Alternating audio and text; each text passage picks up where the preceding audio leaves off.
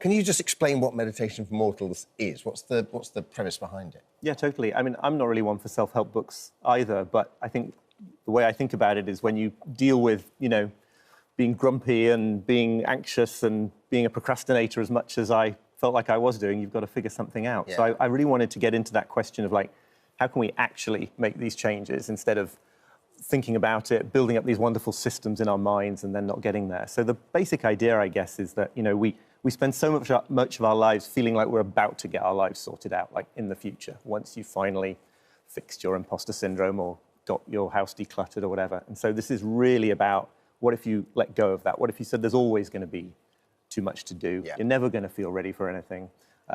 In a sense, that's really depressing, but in another sense, it isn't, because right now you don't have to wait anymore. Quite liberating. Also, it doesn't mean not doing it, right? It doesn't mean not doing it. It means doing it instead of waiting for this time when you feel like you've got everything sorted out first. Yeah. Why do you think we're all so obsessed with perfection, with just, like, having everything sorted? I don't think I'll ever sort out my imposter syndrome. That's something I'm going to work on for life. But we are obsessed with perfection, aren't we? Just and sometimes doing and being and... Sometimes it's perfect work, but sometimes it's like keeping everyone perfectly happy with you or something. It's all the same kind of stuff.